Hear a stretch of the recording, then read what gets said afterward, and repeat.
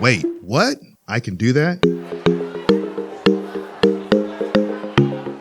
This is Eric Bell with Wait, what? Financial matters that matter for business and the people that own them.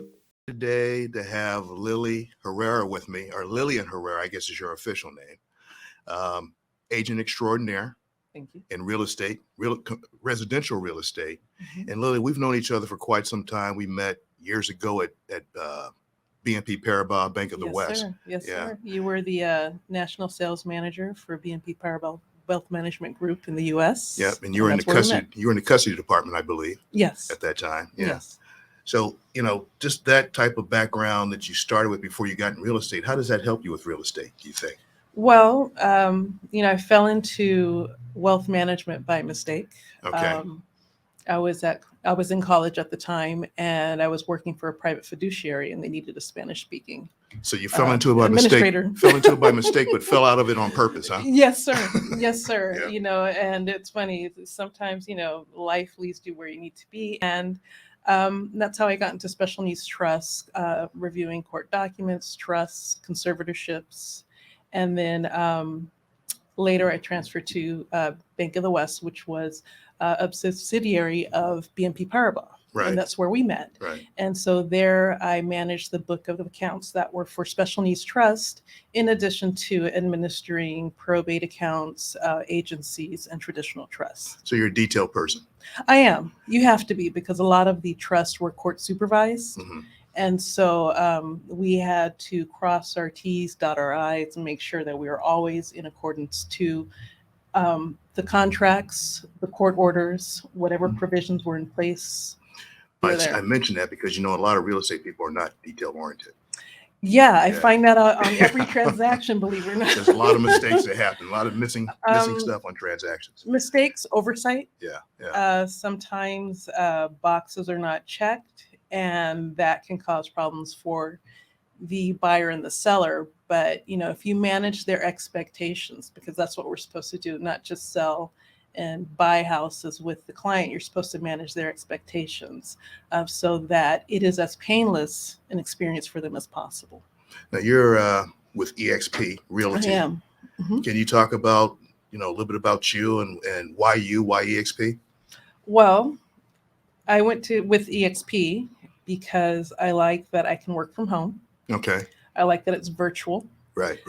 Previously, I was with another broker, and I had to go to the office for everything. But now everything's online, and I made the transition during the pandemic, and it just made sense. And it just seemed like EXP was just, they were the pioneers for virtual transactions, and they had everything in place. So it just felt seamless to make that transfer.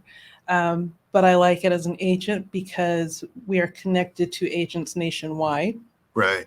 And so I can just pick up the phone and call an agent and refer them business, so I can help with relocations, and they can do the same for me. And I also like that we're able to assist clients with commercial transactions. So if somebody is looking to liquidate assets such as, residential property, commercial residential, or industrial, we can partner with our agents in order to make that happen for them. I do some stuff with EXP and, Keller Williams, a bunch of others, but EXP is kind of exciting to me because the virtual world they have. Mm-hmm. I mean, they got classes going on, they're doing transactions, everything's virtual. And they were doing that before the pandemic. So they had that in place way before the pandemic. Right. And I think another benefit of being with EXP from an agent's perspective is they offer healthcare benefits. Okay. Right. That you don't get with other agencies.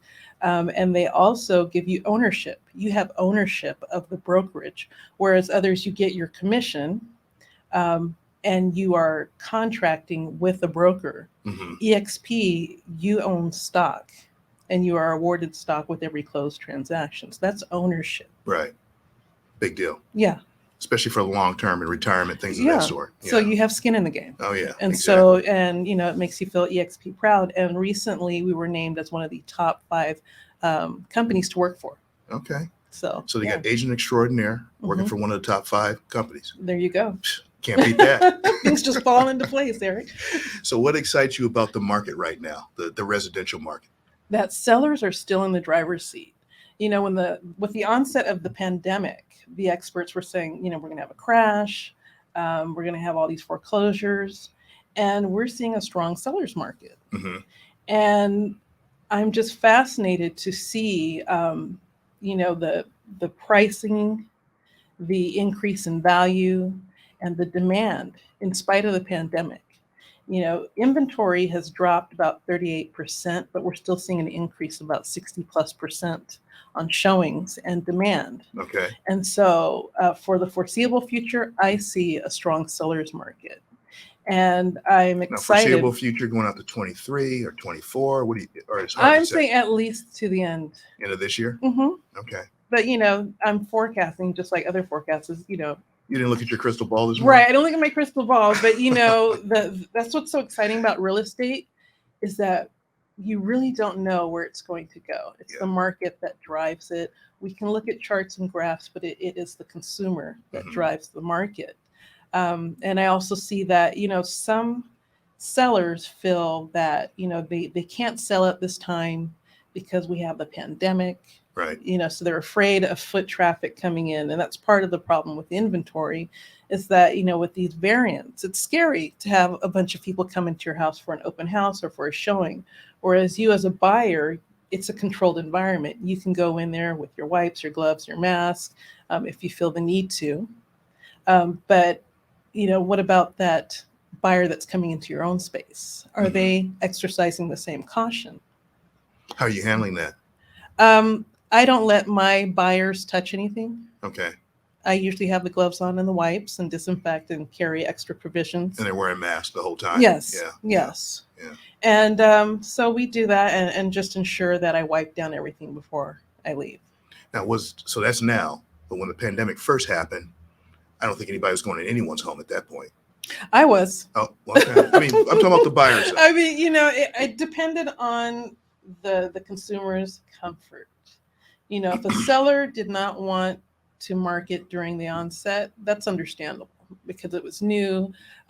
It was scary to say the least.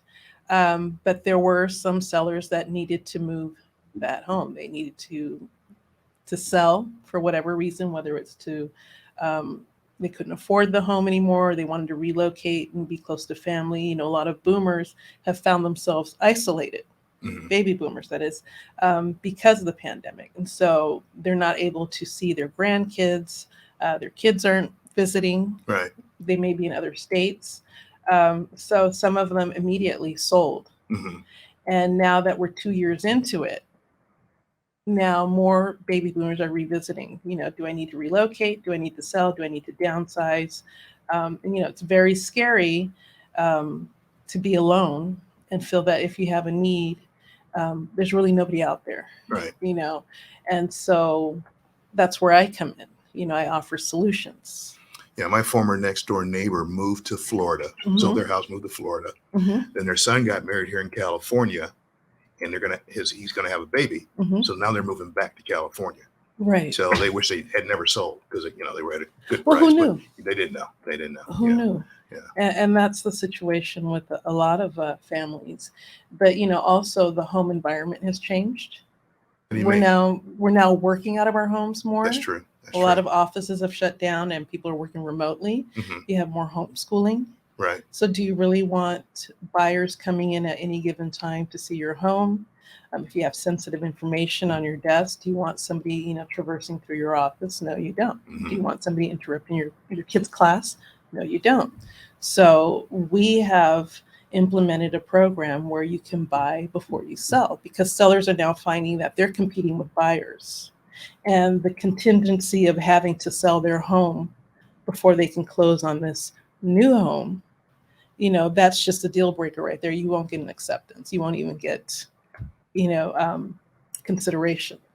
So what we're able to offer is through one of our suite concierge services is that we will upfront the cash so that they can be a non-contingent buyer, put in a full cash offer, compete with cash buyers, move into their new home. And once they move there, then we prep their former home, stage it, do light renovations, market it. And that's with no upfront cost. Wow.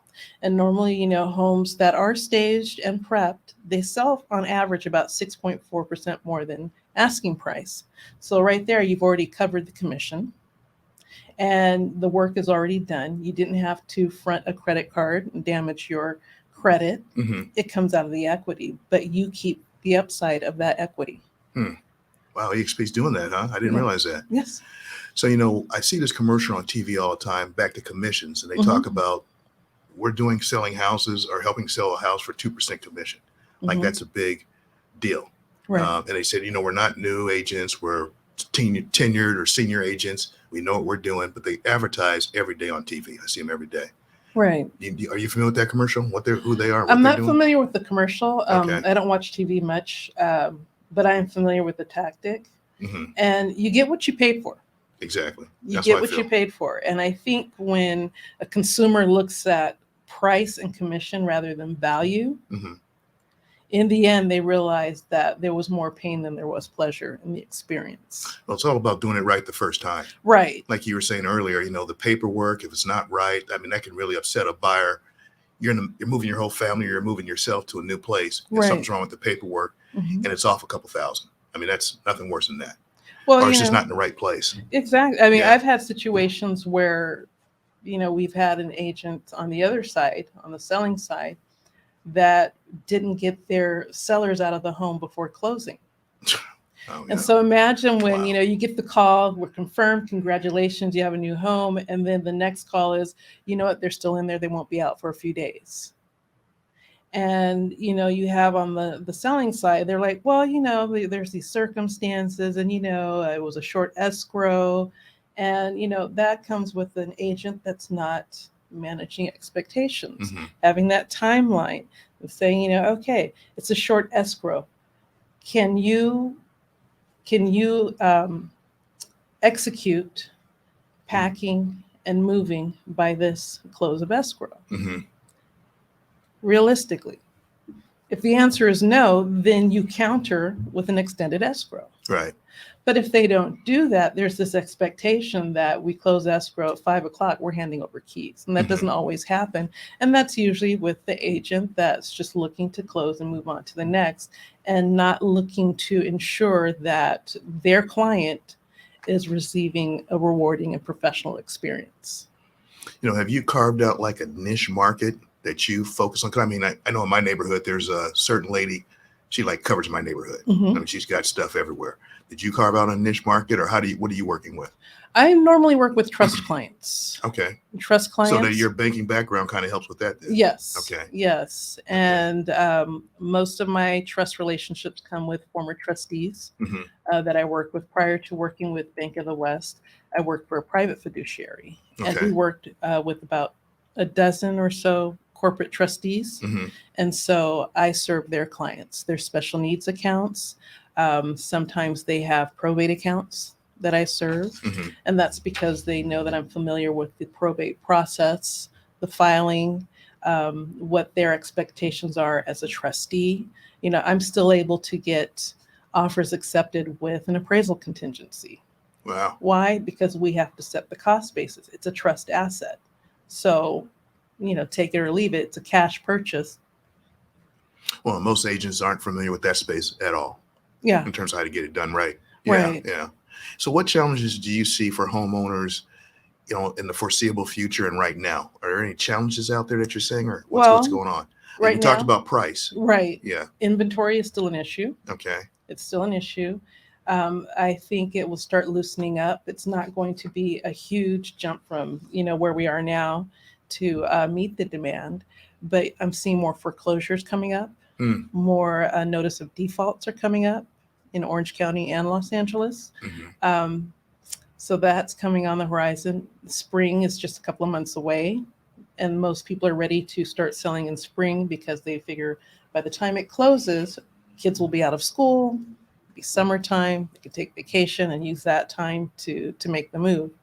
So with a foreclosure, do you have access to those? I know people always want to buy something cheap. I do, but it's a little harder right now because the demand is so great. Okay. But it's possible to get these.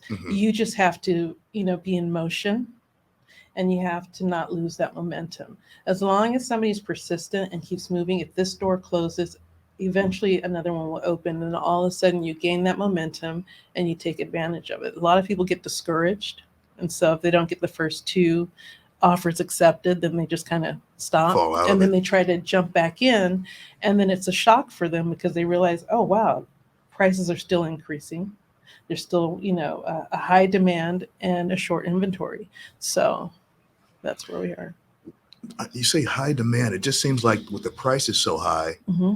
a lot of people aren't making that kind of money to afford some of these $1 million homes here in California anyway. Hmm. How's that? How are you getting them qualified, or how's that working out?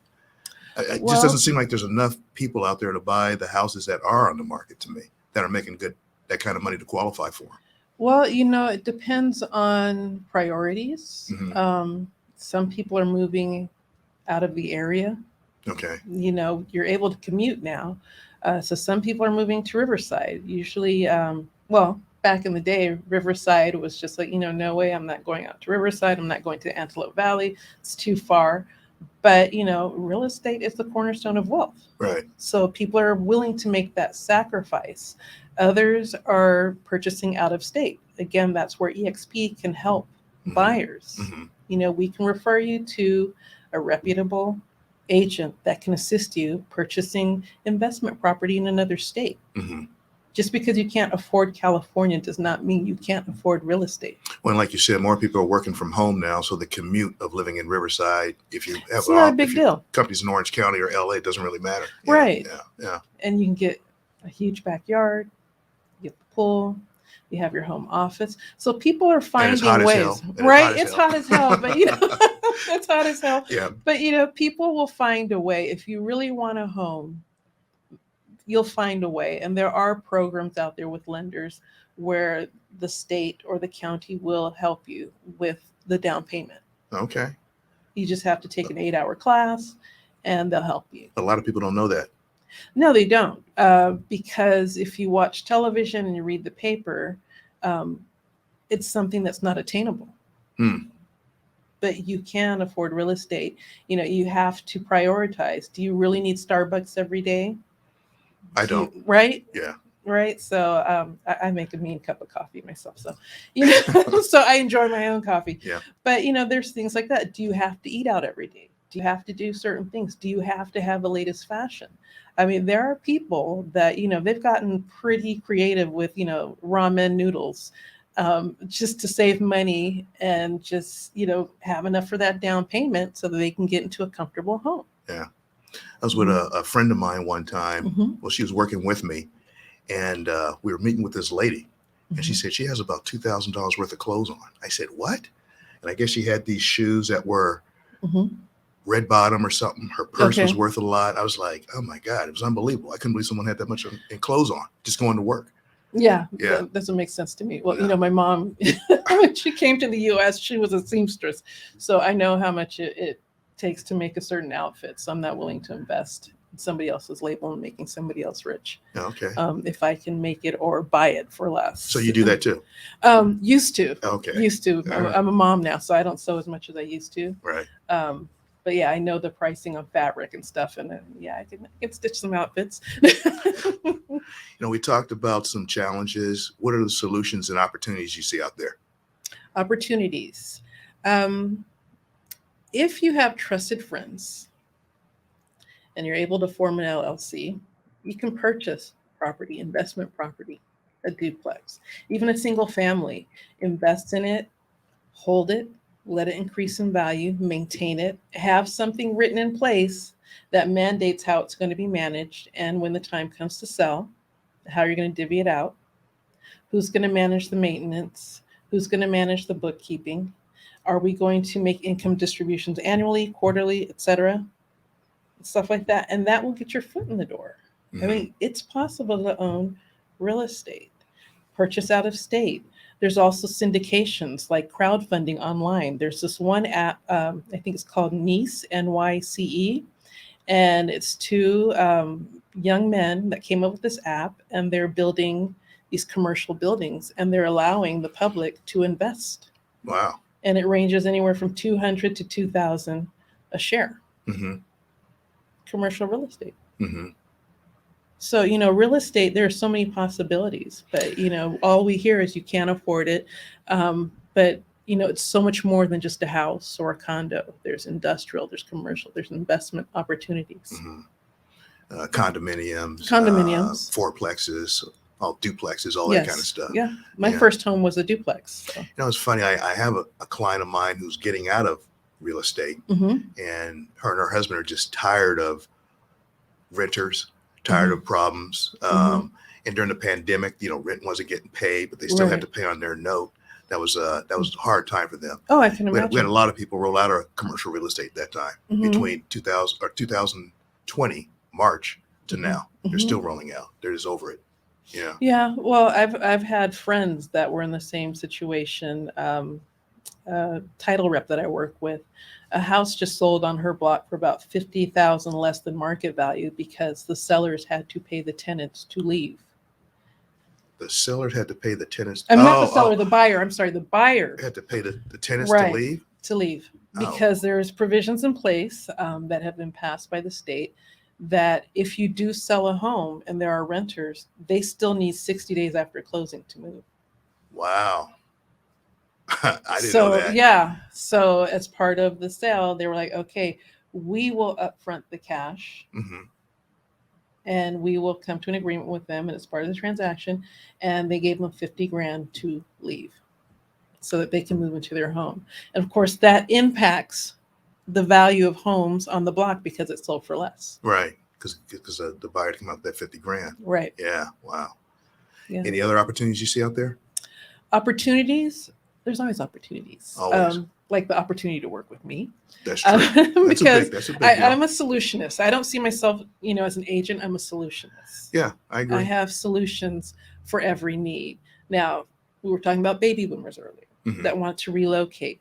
And, for them, an issue is capital gains tax. Okay. A lot of them are high equity or their home is paid in full. And now they want to move, but then there's the tax hit.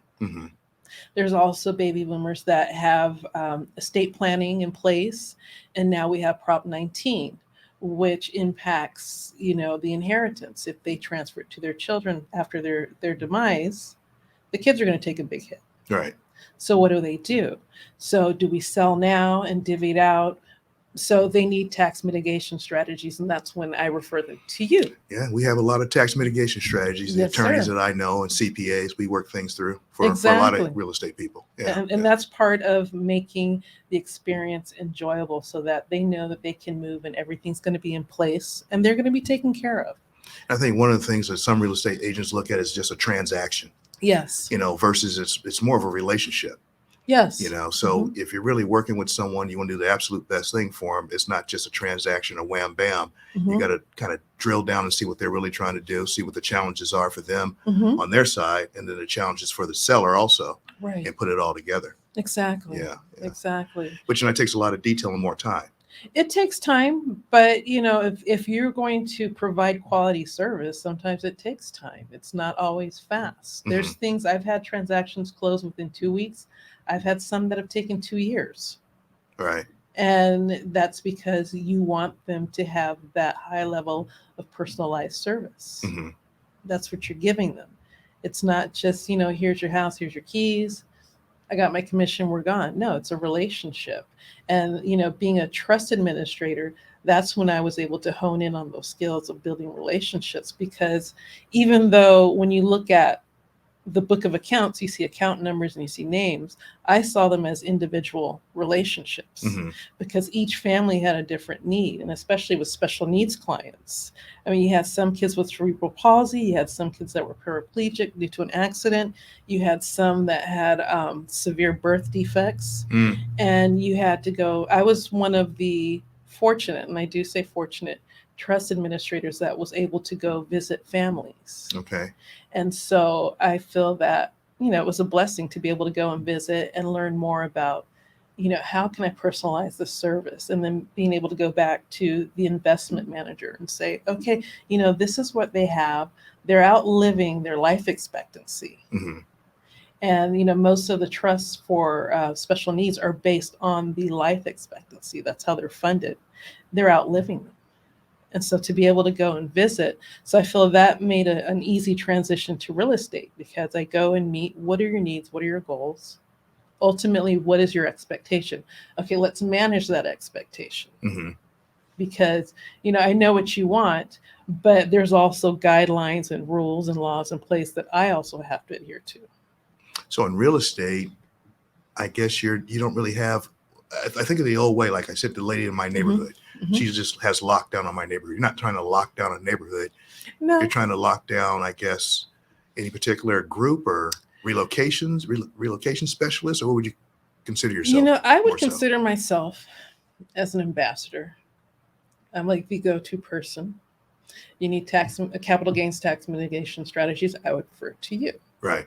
I have attorneys. If you have a situation where we require attorneys oversight or input, we have that. Mm-hmm. If you're looking to move into assisted living or relocate, we can help you with that. A lot of assisted living facilities, they want a deposit Mm-hmm.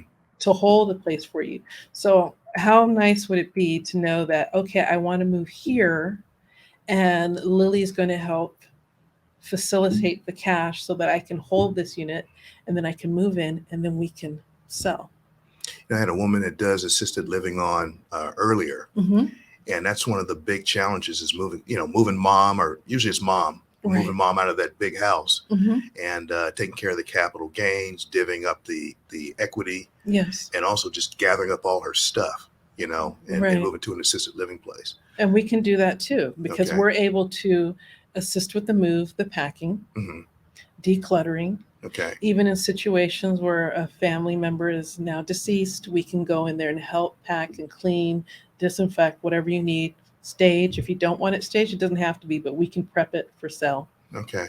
And like you said, it's always good to stage it. Sells about 6% more. Yes. Wow. Yes. All right. Yes. I always joke around with people because, they'll go to these homes. It's like, oh my God, I loved how it was staged. I can imagine myself living there. That's the reason why we do stage it. They want the furniture in the Right. stage, right? They want everything because they envision themselves there. But then it's like, okay, we're going to sell your place and we're going to stage. It's like, how much? And why do I want to do that?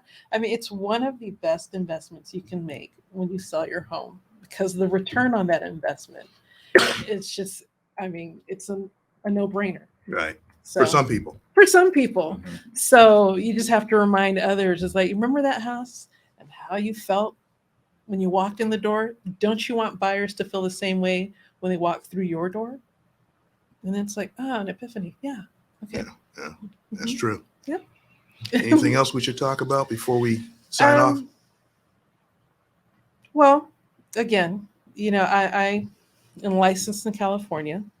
But you're covering the world. No, I don't cover the world, but I can help you reach the world. If you need, I can help you, because being an EXP agent, I am connected to agents nationwide. Right. Right. So if you want to relocate, we can do that for you. And not only do I work with EXP, I do work with other brokers. Mm-hmm. So, again, it's relationships. You're a collaborator. I'm a collaborator. Okay. And, if you work with me, I am the person that shields you from the headache. I am there to make it as painless as possible, because it is one of the most stressful events in a lifetime. And a big investment, huge investment. Huge decision. And it can be overwhelming. I've worked with people that are experts in different fields. And when it came to real estate, they had a lot of questions. Mm-hmm. And a lot of insecurities because it wasn't their expertise. But I'm there to help them understand when they need me to clarify things. I'm there to manage expectations, and I'm there to get them across the finish line. Well, you got a calming demeanor. You're not moving too quick like some real estate people. Eric, I've seen it all. My first listing, the spouse died during the listing period. Wow. And the kids weren't around. This was, a family of considerable wealth. Kids were never around. Mm-hmm. And so I guess I was they adopted me as a grandchild. But that was a huge blow for the wife. And, so what do? It's a relationship. And she's like, I just need to talk. Okay, I'll be right over. Mm-hmm. You'd go and talk. We had showings, and she's like, can we cancel? She's like, I'm just crying and I'm still in bed. Why don't we put it on hold? Let's put it on hold. You've been through a traumatic experience. You just lost your husband. You want to put on hold? Can we do that? That's a big difference between forcing a transaction and establishing a relationship. Exactly. Yeah, Exactly. And so, that's what we do. I've had spouses where, one ear, this one's bickering and complaining about the other, and vice versa on this ear. And, it goes into the vault. Mm-hmm. It goes, and they know that because when we walk into the next showing, there's that look like, is she going to say something? Right. And it's as if the conversation never happened. Mm-hmm. That's a relationship. You're a confidant then. Yes. Okay. I'm a confidant, a trusted advisor, skilled negotiator. But I'm there. Real estate extraordinaire. all that stuff and everything, huh? My card, real estate extraordinaire. All that stuff and everything. Because Eric said so. That's right. Well, if you want to get hold of Lilli, her number is 626-390-6434. Mm-hmm. And you can always call me. I can get hold of Lilli also. Yes. My number is 714-643-2500 here at the studio, and my extension is 420. Thanks for being on, Lilli. Thank you, Eric. I'm very much appreciated. Glad to see you. All right.